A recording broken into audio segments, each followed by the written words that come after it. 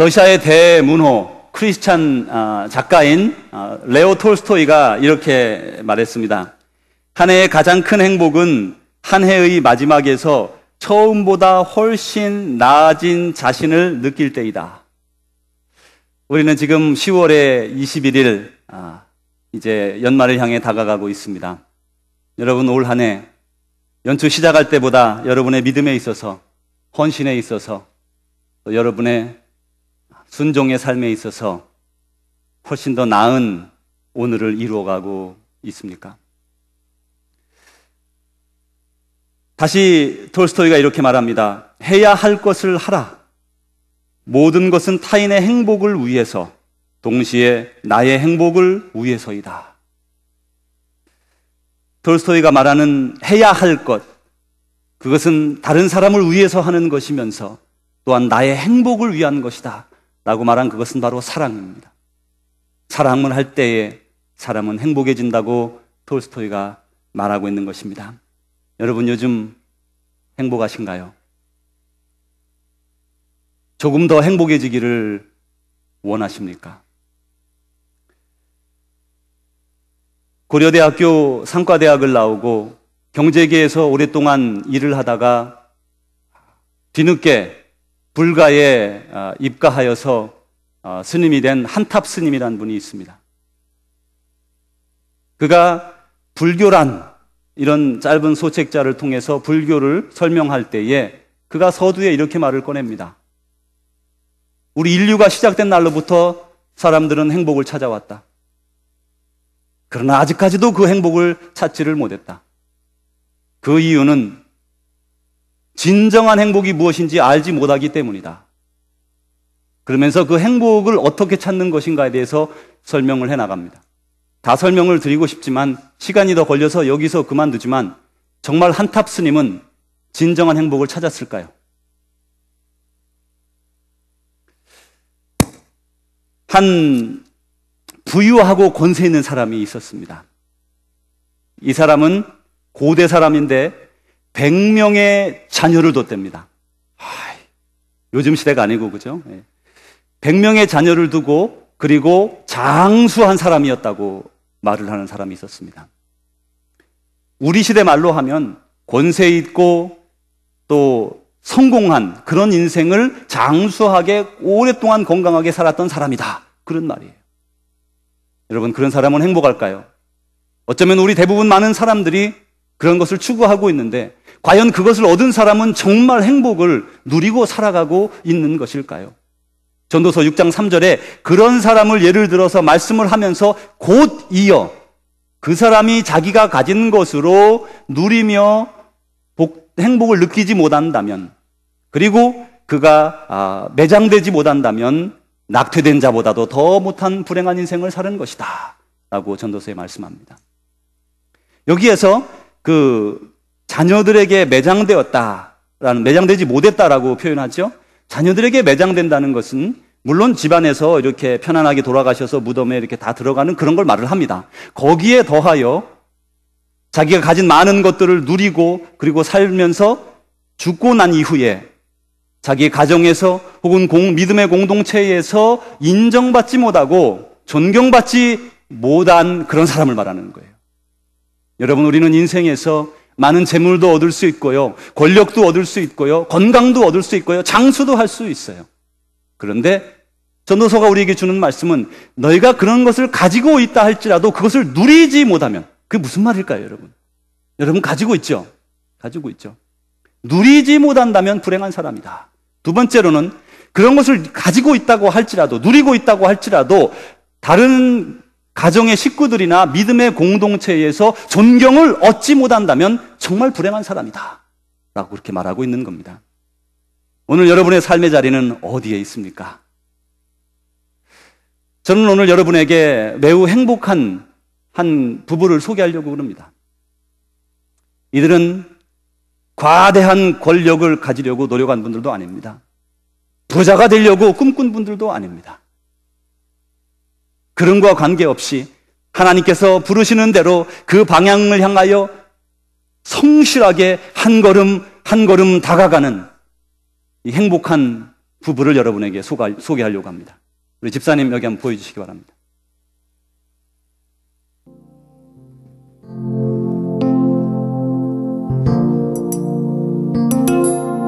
L'Éternel en cette paix,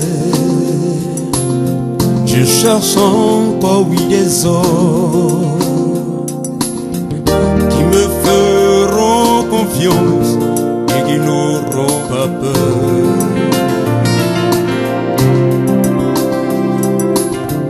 qui me feront confiance et qui n'auront pas peur. L'Éternel lance ta peine. Je cherche encore, oui, des hommes et des femmes qui me feront confiance et qui n'auront pas peur. Hey, qui porteront le flambeau de l'Éternel et qui n'auront pas peur.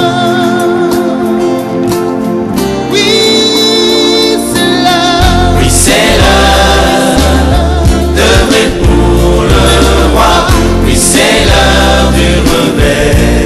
C'est l'heure du réveil. Oui, c'est l'heure de vrai pour le roi. Oui, c'est l'heure, car Dieu nous appelle. Oui, c'est l'heure de vrai pour le roi. Oh, oui, c'est l'heure. Oui, c'est l'heure. 이 시간에 우리 선교사님 꽃디부아라고 하는 서부 아프리카에서 사역하시는 선교사님 네 분 소개합니다. 우리 곽기종 선교사님 올라오실 때, 또 우리 손혜실 선교사님 어디 계세요? 잠깐 일어나 주시죠. 큰 박수로 환영합니다.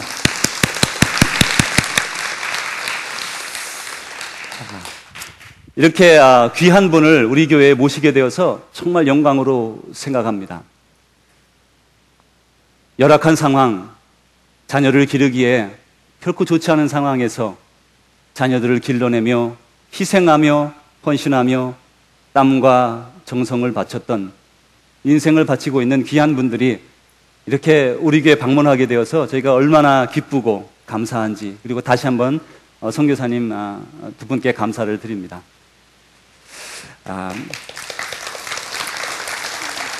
이 시간에 제가 우리 선교사님께 몇 가지 질문을 드리면서 그 속에서 하나님께서 주시는 그런 은혜를 맛보려고 그럽니다. 먼저 질문할 내용은 우리 그 아도니람 저드슨이라는 사람은 원래 그 인도로 선교를 가려고 했었어요. 그런데 길이 막혀서 어쩔 수 없이 버마의 선교사로 일평생을 사역하면서 사전도 만들고 책도 짓고 성경도 번역하는 큰 일들을 해나갔습니다. 여러분이 잘 아는 데이빗 리빙스턴, 그는 중국으로 선교 가기를 소원했습니다. 가려고 준비를 다 했는데 때마침 아편 전쟁이 일어나서 관계가 나빠지는 바람에 중국으로 가지를 못했습니다. 그래서 어디로 갔죠? 리빙스턴 어디로 갔죠? 잘 모르시는구나. 아프리카로 갔어요. 그래가지고 검은 대륙 아프리카로 갔습니다. 이제 이렇게 우리가 모르는 선교사님들 내부에 정말 그런 소명의 길들이 이렇게 있지 않습니까? 이 시간에 우리 선교사님이 어떻게 우리가 이름도 잘 알지 못하는 그런 나라에, 그것도 불호권 나라에, 영어를 쓰는 나라가 아닌 불호권 나라에 선교를 가시도록 하나님께서 부르셨는지, 부르심의 소명에 대해서 말씀을 들어보기를 원합니다. 안녕하십니까. 꽃디부아에서 온 곽기종 선교사입니다. 아마 제가 이렇게 여쭤보면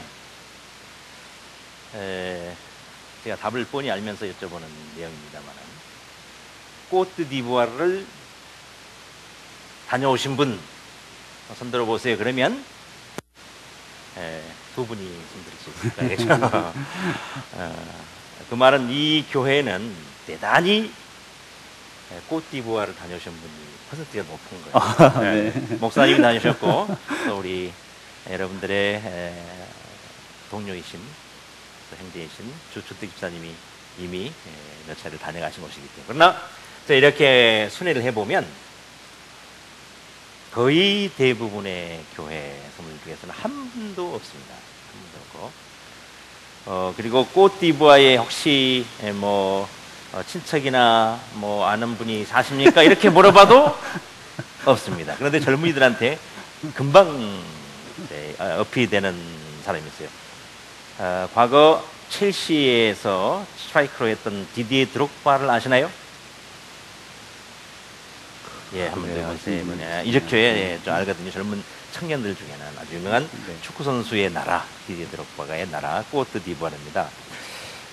본래 꼬트디부아르를 알고 간 것이 아니죠. 어떤 분이 저한테 그런 말을 해요. 우리는 성도는, 특별히 주의 종은 마치 총알과 같다. 총알과 같다. 총을 쏘는 사람의 의도와 그다음에 총을 쏘는 사람이 겨냥한 곳을 향하여 다만 날아갈 뿐이다. 아멘. 여러분들 가운데 혹시 이 버밍햄이라고 하는 곳에 어떤 분은 30년에 오신 분 있다 그러더라고요. 어떤 분은 10년 전에 오신 분도 있긴 한데 30년 전에 오신 분이 31년 전에 나는 미국의 버밍햄에 가서 살아야 되겠다라고 혹시 그렇게 작정하고 준비하신 분이 몇 명인지 모르겠어요.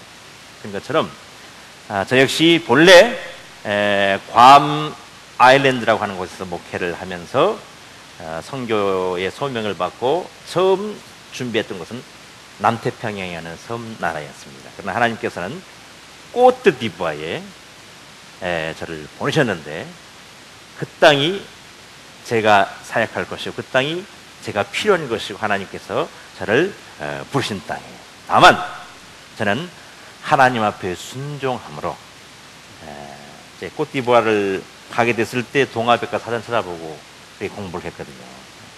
이름조차 낯서는 곳이지만 분명한 것은 그 땅에 사람이 살고 있고 그 땅에도 예수 믿어야 구원받을 영혼들이 있기에 하나님께서 저를 그 땅에 보내셨고 우여곡절을 있었지만은 결국은 하나님이 보내신 그 땅 꼬트디부아. 아멘. 여러분 지금 들으셨죠? 하나님께서 여러분을 총에 딱 넣어서 겨냥하는 곳으로 우리는 날아가면 되는 거예요.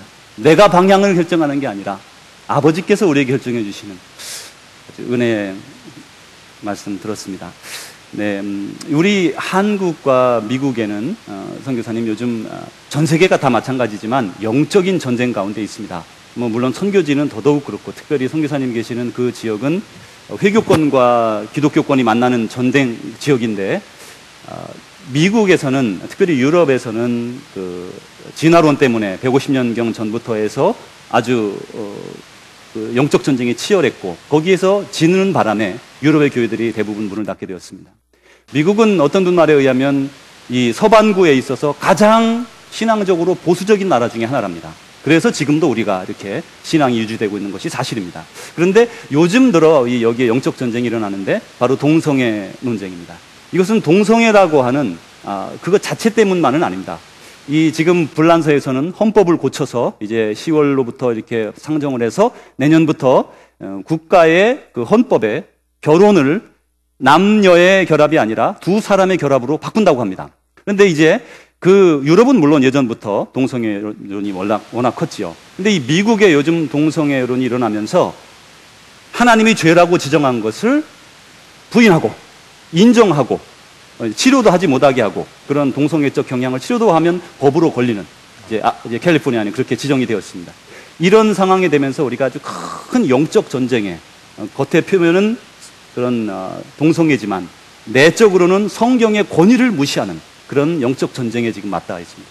꼬띠부아에서 특별히 요즘 크게 일어나는 영적 전쟁들은 어떤 것들이 있습니까? 말씀하신 그대로 이것은 사단의 전략이고 인간성을 파괴하는 가장 기본적인 전략인 것 같아요. 그래서 역시 그 문제가 꼬띠부아에서 자유로울 수 없습니다. 요즘에는 신문 지면에 일면 톱으로 꼬띠부아에도 이 동성애 문제가 아주 일반화가 돼 있어서 큰 이슈화가 되고 있는 게 사실입니다만은 지금 특별히 제가 사역하고 있는 꼬트디부아르의 그 영적 전쟁의 화두는 우리 선교사들이 또 하나님의 일꾼들이 보는 그 영적 전쟁의 가장 큰 주제는 역시 회교와의 전쟁입니다.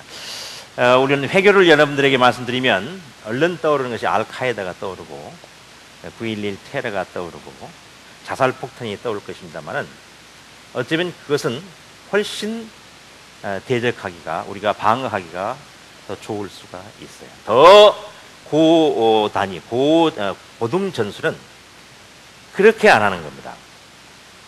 코트디부아르의 이슬람은 온건 이슬람이에요. 대단히 젠틀하고 대단히 친절합니다. 뭐라고 말하냐면 하나님을 아랍말로 말할 때 알라다, 하나님을 프랑스 말로 할 때 디우고, 하나님을 영어로 부를 때 것이다. 같은 분이다. 우리는 한 형제다, 한 자매다. 그래서 우리한테 프레 이렇게 말해요. 형제여 이렇게 하고 너무 젠틀하게 그렇게 다가오는데, 여러분 그 사람들은요, 아까 100명 그거는 보통입니다. 지금도 여전히 보통입니다. 그냥 이해의 전술을 막 자녀들을 낳고 그다음에 친절하게 다가와서, 그래서 정말 무서운 것은 가만히 들어오는 거예요. 가만히 들어와서 성도들을 교란시키는, 이게 무서운 겁니다. 그래서 제가 어릴 때 한국의 반공, 멸공 교육할 때 북한 사람들은 막 뿔 달리고 무슨 뭐 귀가 이렇게 나오고 모습이 뭐 늑대처럼 생기고 그러잖아요. 그래서 그렇게 생긴 사람 찾으면 뭐 이렇게 상금, 포상 뭐 100만 원 뭐 있는 줄 알았어요. 그래서 그런 거 찾으려고 했는데 절대로 그렇게 안 오잖아요. 그렇게 하면 얼마나 찾기 쉬워요. 사탄의 전술은 뭐냐면 무섭게 안 합니다. 아주 비슷하게 와서 이렇게 하고, 이 교회 안에 심지어는 교회 안에서도 예수를 말하고 천국을 말하고 축복을 말하는데, 이제는 십자가의 희생, 십자가의 죽음, 예수 그리스도의 헌신을 약화시키고 물질적인 축복, 이 세상에서의 부요, 풍요, 치유, 건강, 이런 것들을 자꾸 사단의 전략으로 교회에 침투하는, 이것이 바로 오늘 제 선교사가 보는, 또 건전한 주의 종들이 보는 영적인 전투라, 이렇게 생각하고 있습니다. 네. 여러분이 아시다시피 한국에 한 30년, 50년 전에도 그런 무당이나 무속이 많았지 않습니까? 우리가 다 잘 알다시피 아프리카에는 그런 무속신앙이 아주 강하기 때문에 지금 말씀하신 것은 우리가 지금 느끼는 것보다 훨씬 더 강하게 치유나 신비한 것, 그것을 추구하는 사상이 밑에 깔려 있을 것 같아서 지금 그것이 기독교와의, 옳은 진리와의 전쟁이 될 수 있는 것을 들었습니다. 네, 이제 선교사님께서는 이제 그건 나중에 하신다고 하셨으니까, 네, 제가 마지막 하나 버밍햄 장로교회 우리 형제자매들에게 권하고 싶으신 말씀 있으면 말씀해 주십시오. 이 기회를 빌어서 여러분들 버밍햄 장로교회 목사님 그리고 장로님들, 또 성도 여러분들께서 보내주신 선교 헌금으로 우리 코트디부아르 선교센터 헌당과 아울러서 거기에 라이프타임 의자를 다 이렇게 들여와서, 여러분들이 오후에 때 제가 사진을 보여드리면 거기 그 의자에 앉아서 공부하는 우리 신학생들 모습, 그 의자에 앉아서 식사를 나누는 모습, 그에 앉아서 공부하는 우리 주일학교 교사들의 헌신 교사 강습하는 모습들을 볼 수 있을 거예요. 의자들 150개, 각 교실마다 또 식당에, 그리고 컨퍼런스 룸에 또 준비되어 있는 모든 테이블, 바로 버밍햄 장로교회에서 헌금해 주신 그 돈으로 우리 말해 너무 감사하다는 말씀을 성도 여러분들에게 먼저 드리고요. 두 번째는 그런 말씀입니다. 우리가 하나님을 믿지만 하나님도 우리를 믿습니다. 무슨 말씀이냐면, 미션을 맡길 때 목사님이 안무개 집사님 찬양팀을 좀 맡아주세요 할 때 못 믿으면 절대 맡길 수가 없잖아요. 하나님 아버지께서 저와 여러분들에게 소원을 말씀하세요. 그 소원은 뭐냐면, 내가 사람들이 죄값으로 죽는 것을 기뻐하지 아니한다. 저들을 살리고 싶다.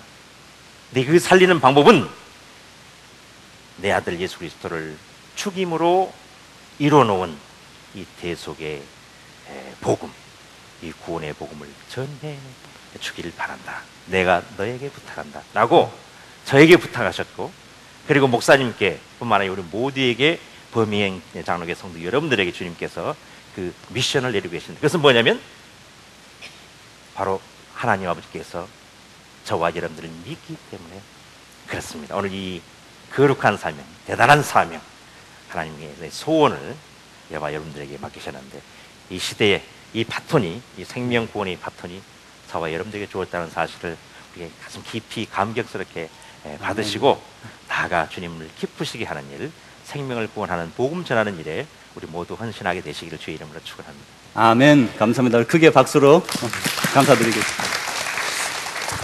여러분, 올 한 해, 아니 우리 일평생에 걸쳐서 얼마나 많은 돈을 벌고 그 돈을 사용하고 그렇게 오늘까지 살아왔습니다.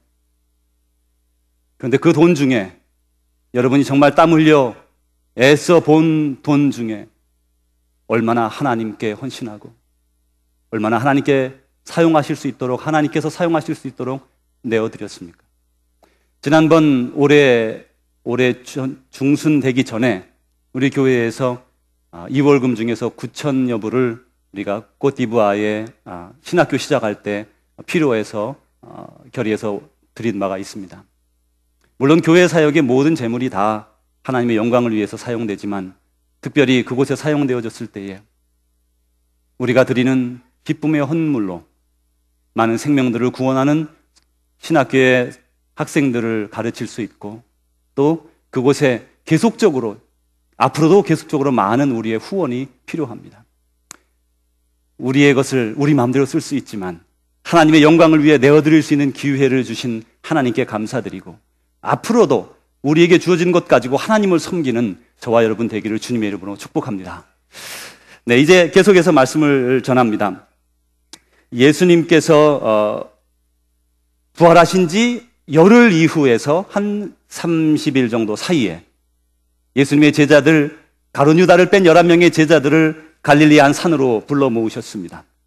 그곳에서 예수님의 제자들과 만났을 때에 예수님의 제자들이 즉시 예수님을 보고서 꿇어 엎드려 경배한 이들이 있었고, 반면에 오늘 성경 말씀 가운데 17절에 보니까 예수를 배웁고 경배하나 아직도 의심하는 사람들이 있더라 라고 말씀합니다. 여러분, 여기서 의심하는 사람이 있었다. 이들은 11명의 제자 중에 그런 의심하는 사람들이 있었다는 말씀이에요. 그런데 여기서는 디아타조라는 말로 의심했다 이렇게 말하는 데에는 두 가지 뜻이 있습니다. 하나는 주저했다. 그래서 예수님을 하나님으로 경배하기에 좀 주저했다라고 생각하는 사람들도 있고, 또 다른 번역, 오늘 말씀처럼 의심했다라고 번역할 수가 있습니다. 그런데 먼저 주저하는 것을 살펴봅니다. 정말 하나님이실까? 우리가 주저할 때, 여러분, 주전 5세기경에 저 대페르시아 제국의 아하수에로 왕이 왕권을 가지고 다스리고 있을 때에 그 나라의 왕비는 하다사라고 불리우는 에스더였습니다. 이 에스더는 유대인으로서 그 왕궁의 여주인이 되었습니다. 그런데 그때에 수상의 지위에 있던 아말렉 사람 하만이 그 모르드게라고 하는 유대인이 자기에게 존중을 표하지 않는다고 모든 유대인들을 한 번에 법의 힘을 통해서 다 죽이기로, 한날에 죽이기로 결의한 상태였습니다. 이제 바로 그때에 이 모르드게가 모든 사람들이, 유대인들이 지금 울면서 이제 조금 있으면 죽게 되니까 다 울며 기도하고 있을 때에 이 사촌 여동생인 에스더 왕비에게 이렇게 말하지 않습니까? 이때에 내가 만일 잠잠하여 말이 없으면 유다 민족은 다른 데로 말미암아 구원과 노임을 받으려니와 너와 내 아비의 집은 망하리라. 내가 왕후의 위를 얻은 것이 바로 이때가 아닌 줄 어찌 아느냐 라고 말했습니다. 사랑하는 성도 여러분, 오늘 여러분의 자리를 둘러보십시오. 연약했던 몸이 건강해졌고 아무것도 가지지 못하고 미국에 왔지만 여러분 지금 많은 것을 누리고 있습니다. 공부를 시작해서 유학의 꿈을 가지고 미국에 왔을 때에 아무것도 없었지만 유학을 마치고 오늘 여러분의 자리를 되돌아보십시오. 여러분의 삶 속에서 맺어진 하나님이 주시는 열매를 받아보세요. 그런데 바로 그 열매가 오늘 주님 주시는 말씀 가운데 하나님의 영광을 위해 사용될 수 있는 기회가 있을 때에 사용해야 한다는 것입니다. 우리가 그것을 사용하지 아니하면 우리는 하나님의 영광된 일에 참여할 수 없게 됩니다. 지금 여러분 된 것은 하나님의 은혜로 된 것이고, 그리고 하나님이 필요하셔서 여러분을 오늘의 자리에 인도하신 줄로 확신하고 여러분에게 주신 것들을 가지고 하나님을 섬기는 그런 헌신자 되시기를 간절히 원합니다. 두 번째 보면 여기에 이제 주저했다 다음에 의심했다 이렇게 말합니다. 의심하는 사람들이 있었다. 여러분, 베드로가 이제 예수님을 쫓아다닐 때에 그 갈릴리에 이제 예수님은 산에 가서 기도하시고 사람들을 먼저 갈릴리로 호수로 보내셨어요. 예수님은 이제 밤늦을 때에 그 바다 위를 걸어서 오셨습니다. 베드로가 예수님을 보면서 말합니다. 주시니까 그래 내니라. 그럼 제가 주님께로 걸어가게 해주십시오. 그래서 물 위를 걸었습니다.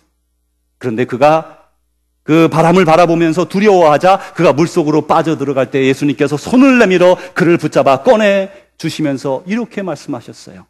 믿음이 연약한 자여, 왜 의심하였느냐? 여러분, 의심하면 우리의 믿음이 깨어집니다. 의심하면 우리는 하나님의 의를 이룰 수가 없고 하나님의 뜻을 이룰 수가 없어요. 여기에 이런 어떤 제자들은 주저하고 의심하는 이들이 있었지만 우리는 그런 자리를 박차고 일어나서 주님께 나아가야 합니다. 계속해서 주님이 말씀합니다. 하늘과 땅의 모든 권세를 내게 주셨으니 너는 가서 모든 민족으로 제자를 삼아 아버지와 아들과 성령의 이름으로 세례를 주고 내가 너에게 가르쳐 분부한 것을 다 지키게 하라. 볼지어다 세상 끝날까지 내가 너와 함께 하리라 라고 약속해 주셨습니다. 이제 여기에서 우리 인간의 행복은 어디서 오는가 살펴보려고 해요. 복음 전하는 자의 행복, 여러분 보십시오. 하나님은 우리가 복되게 살기를, 행복하게 살기를 원하신다고 성경에서 말씀하셨습니다. 성경에서는 말씀하기를 하나님은 너는 행복한 사람이로다 라고 이스라엘 백성을 부르신 것처럼 저와 여러분에게 너희는 행복한 사람이로다. 왜요? 하나님 아버지께서 우리의 아버지가 되시기 때문에, 우리의 구원자가 되시기 때문에 우리는 행복한 사람이다 라고 말씀했어요. 그런데 보십시오. 행복은 어떤 때 옵니까? 우리가 하나님의 말씀과 계명을 지킬 때에 그 길을 통해 행복이 우리에게로 다가오는 것이에요. 많은 재물을 가지고 있어도요, 정신적으로 우울하면 아무것도 되지 않아요. 아무리 많은 재물이 있어도 가정이 깨어지면 아무것도 아닙니다. 여러분 다 경험하지 않았습니까? 그래서 우리는 우리의 행복은 하나님께서 주시는 그 계명, 그것을 지키고 말씀을 따를 때에 우리에게 참 행복이 찾아오게 되거든요. 그런데 그 성경에 보면 마태복음 22장에 보면요, 우리에게 주신 계명을 두 개로 간단하게 요약을 합니다. 하나는 내 마음과 목숨과 뜻을 다하여 주 너의 하나님을 사랑하라. 이는 크고 첫째 되는 계명이니 둘째는 이와 같으니 내 이웃을 내 몸과 같이 사랑하라. 다시 말하면 우리의 행복의 길이 바로 하나님을 사랑하고 우리 이웃을 사랑하는 데 들어있다는 말씀이에요. 그런데 이웃을 사랑하는 첫 번째 방법이 여러분 뭡니까? 여러분 이웃을 사랑할 수 있는 가장 좋은 방법이 뭐예요? 되돌려 질문합니다. 여러분이 여러분의 자녀에게 가장 주고 싶은 게 뭡니까? 여러분 자녀들 사랑하시지요? 가장 주고 싶은 게 뭐예요? 재물을 물려주고 싶습니까? 많은 유산을 아이에게 주고 싶습니까? 아니면 아이에게 많은 공부를 시켜주고 싶습니까? 건강하게 주고 싶습니까? 모든 게 다 포함되지요? 그런데 그거보다 먼저 아이에게 믿음을 줄 때에 그 믿음 속에서 그는 하나님의 은총과 축복을 받고 살아가게 돼요. 여러분이 저에 얼마를 줄 수 있겠어요? 여러분이 저에 얼마 줄 수 있겠어요? 하나님 아버지께서 천국 문을 열어 여러분의 자녀들에게 주시는 것만큼 더 복된 게 어디에 있습니까? 그러면 다시 우리가 이웃을 사랑하는 걸로 가보세요. 이웃을 사랑할 수 있는 가장 좋은 방법은 뭐예요? 예수님을 알려주는 거예요. 예수님을 알려주는 거예요. 예수님을 알려주면 그들이 가장 큰 복을 얻게 되기 때문에 그렇습니다. 그런데 이 예수님을 알려주면 여러분 얼마나 복된지 몰라요. 제가 어렸을 때에 상당히 많은 친구들을 전도했습니다. 초등학교 가기 전 그리고 초등학교 저학년 때에 아주 많은 아이들을 전도를 했어요. 저희 어머니한테 배웠는데 저희 어머니도 그 당시에 50명, 100명 아주 교회가 일어날 정도로 저희 어머니가 전도를 많이 하셨어요. 어린 저는 아무것도 모르고 그냥 따라서 그냥 저도 했어요. 뭐 10원짜리 주면 뭐 사탕 쫙 사가지고 애들한테 주면서 다 데려가고 그렇게 하면서 전도를 많이 했어요. 중고등학교 시절에도 전도를 많이 했습니다. 그런데요, 정작 목사가 되고 났더니 전도를 잘 못하겠는 거예요. 뭐가 그래 바쁜지. 생명 구하는 일보다 더 귀한 일이 어디에 있어요, 세상에. 그런데 여러분 보십시오. 전도할 때나 또 주의 복음을 전할 때 쉽고 간단합니까? 그렇지 않아요. 그렇지 않아요. 여러분 이제까지 몇 명의 그리스도인들, 몇 명의 사람들에게 복음을 전하셨습니까? 몇 명이 여러분 때문에 복음을 받아들였습니까? 1명, 2명, 5명, 10명? 알 수 없습니다. 그런데 여러분이 직접적으로는 안 했다 할지라도 고구마 전도법에 의하면 여러분이 지나가는 사람 예수 믿어봐 하고 찔러본 적은 있잖아요. 그래서 여러분도 분명히 그 복음 전하는데 동참한 것은 사실이에요. 그럼에도 불구하고 우리에게 준 일평생의 생명 가운데 생명 구원하는 일, 가장 귀한 사랑을 실천하는 데는 우리가 미약했다는 것을 오늘 발견합니다. 그런데요, 생명을 구원하면 거기에 기쁨이 있어요. 8달, 9달, 10달 그 많은 기간 동안에 아이를 배고 있는 것이 얼마나 어렵습니까? 힘들고 또 막 구토하고 막 힘들잖아요, 여자들이. 그런데 믿음으로 아이를 낳을 때도 그래요. 한 생명을 낳을 때도 오랫동안 시간이 걸리고 인내가 필요합니다. 그런데 아이를 낳고 나면 그 기쁨으로 말미암아 또 아이를 갖게 되고, 그래서 그 기쁨을 맛본 사람만이 계속해서 전도하게 되는 겁니다. 그렇습니다. 그래서 첫 번째로는 이 전도하는 것은 하나님께서 우리에게 주신, 우리가 그 행복을 느끼는 가장 지름길이라는 것을 우리는 이 시간에 생각해 볼 수가 있습니다. 이제 성경이 우리에게 말씀하시는 인간의 행복, 그것은 하나님을 기쁘게 하고 사람을 기쁘게 하는 것, 그리고 하나님은 우리가 전도할 때 너무너무 기뻐하세요. 하나님은 우리 모든 생명, 모든 사람들이 죄악을 떠나 하나님께로 돌아오는 것을 가장 원하시는 거예요. 하나님을 기쁘시게 하는 것이 우리의 하나님께서 주신 2가지 계명 중에 첫 번째인데, 그 하나님을 기쁘시게 하는 방법이 바로 우리가 생명을 구원하는 전도의 일이라고 말씀합니다. 성경에서 그렇게 말씀했어요. 전도가 미련한 것으로 사람을 구원하려고 하셨다. 여러분, 전도할 때 얼마나 힘듭니까? 이때까지 살아오면서 여러분, 전도하기가 정말 쉬웠던 때 있었습니까? 그때는 내가 말이야 막 전도를 막 할 수 있었어. 그런 때 있었습니까? 그렇게 하셨습니까? 요즘은 전도하기가 너무나 어려운 때가 됐습니다. 특별히 한국에 가면, 우리는 미국에 있어서 물론 이민자 사회 속에도 한국 사람이 별로 없어서 어렵지요. 근데 한국 가면 전도하는 게 너무나 어려운 사회가 되어버렸어요. 예수 믿는 사람들을 우습게 여기고 또 아주 위선자처럼 생각합니다. 그래서 전도하는 게 정말 어려운 사회가 되어버렸어요. 그래도요, 오늘 바로 전도하기에 가장 좋은 시간이에요. 때를 얻든지 못 얻든지 항상 전파하라, 성경에서 말씀하셨지 않습니까? 여러분, 어렵습니다. 그렇지만 그럼에도 불구하고 우리에게 주신 사명, 주님을 기쁘시게 하는 것들을 이뤄나가면 우리에게 행복이 찾아오고, 그게 바로 말씀 전하는 자의 행복이라고 말씀합니다. 여러분, 이제 말씀을 마칩니다. 이제까지 우리가 누군가에 의해서 교회에 왔어요. 여러분을 전도한 분은 누굽니까? 여러분의 부모님이세요? 혹시 친척입니까? 혹시 우연히 누가 감자 고구마 찌르듯이 찔러서 우연히 왔습니까? 혼자 스스로 오셨어요? 여러분이 누군가의 은혜로 말미암아 오늘 이 은혜의 대열에 참여했다면, 이제는 여러분이 누군가에게 그 은혜를 나누어 줄 때가 됐는데, 바로 그게 오늘입니다. 시간을 붙잡으십시오. 내일로 미루지 마십시오. 말씀을 전파하십시오. 때를 얻든지 못 얻든지 말씀을 전파하십시오. 우리 선교사님들처럼 우리가 5대양 6대주를 넘어가지 못한다 할지라도 우리의 주위에 있는 많은 사람들을 위해서 기도하고 성급하지 마십시오. 꾸준히 계속해서 기도하면서 그들을 주님의 길로 이끌 때에 우리가 참 행복과 기쁨을 누리는 그런 전도자의 행복, 복음 전한 자의 행복을 여러분 모두 누리시기를 주님의 이름으로 축복합니다. 기도하겠습니다. 하나님 아버지, 감사합니다. 우리를 일찍부터 택해 주셔서 하나님의 자녀 삼아 주셨으니 이제 우리의 남은 여생 동안 하나님을 섬기며 하나님을 기쁘시게 해드리며 하나님이 원하시는 생명 구원하는 일에 저희를 써 주옵소서. 우리는 총알과 같다고 선교사님 말씀합니다. 그렇습니다. 우리는 주님께서 쏘시는 방향으로 나아가 섬기고 또 하나님의 일을 감당함으로 말미암아 주의 생명을 널리 전파하는, 주의 말씀을 널리 전파하는 주의 종들, 복된 자들 되게 하여 주옵소서. 예수님 이름으로 기도하옵나이다. 아멘.